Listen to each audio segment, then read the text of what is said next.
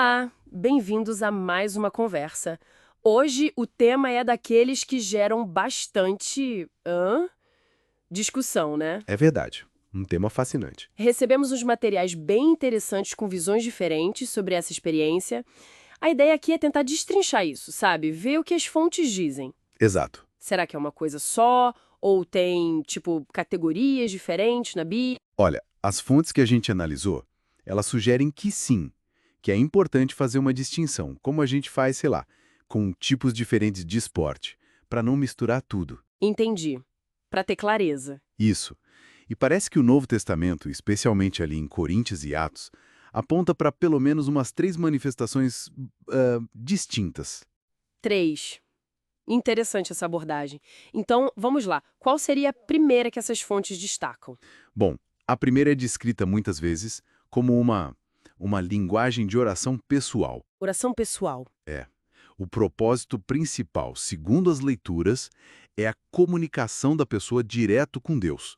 Algo bem íntimo, sabe? Como Paulo fala lá em 1 Coríntios 14, verso 2. Certo. E uma característica dela é que, bom, outras pessoas não entendem, né? A não ser que Deus dê interpretação. O foco mesmo é edificar quem está orando. Isso está no verso 4. Edificação pessoal, então. Exatamente. As fontes até indicam que seria uma ferramenta disponível para os crentes buscarem para o seu crescimento.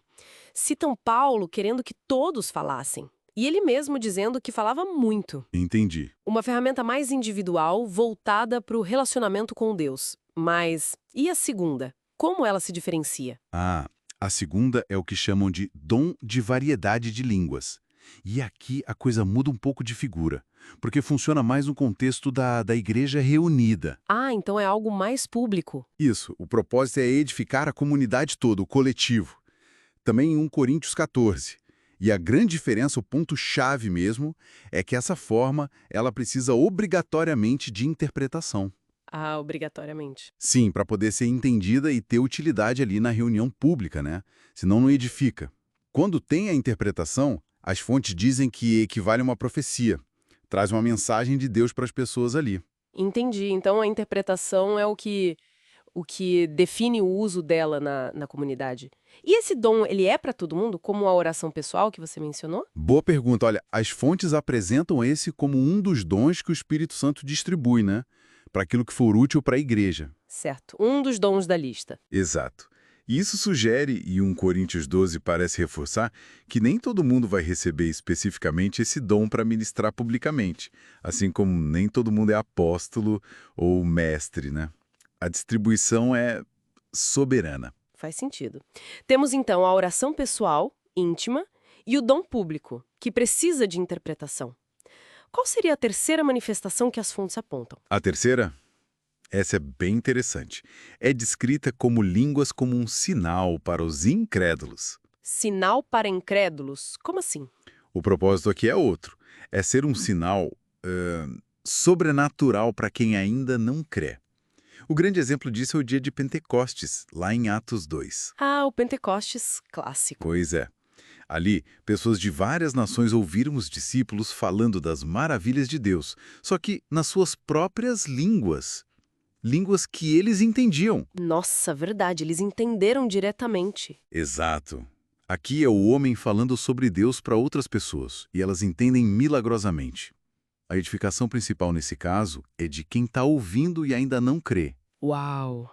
Olha, essas distinções, elas ajudam muito a entender passagens diferentes, né? Porque às vezes parece que é para todos, outras vezes parece que não. Precisamente. Essa linguagem de oração pessoal é a que parece mais acessível, talvez, para quem busca. Tem gente que cita Marcos 16, 17 nesse contexto. Certo. Já o dom de variedade de línguas, com interpretação, entra mais na categoria dos dons distribuídos pelo Espírito para a edificação da igreja.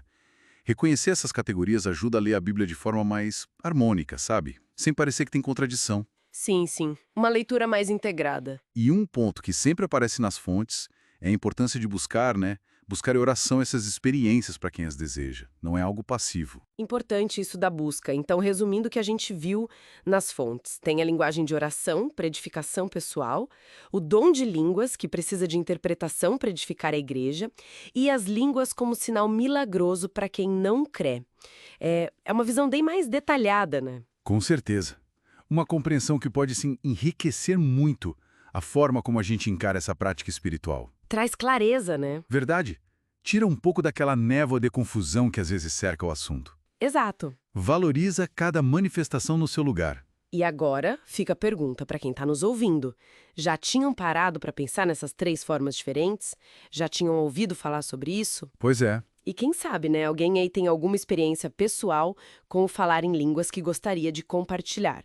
Como foi, como isso ajudou na sua caminhada, na sua edificação? Seria ótimo ouvir. Deixem aí nos comentários, a gente adoraria saber a perspectiva de vocês. Bom, esperamos que essa nossa conversa sobre as fontes tenha trazido alguma luz e inspirado a pensar mais sobre o tema. Sim, sim. Muito obrigada pela companhia e até a próxima. Até a próxima.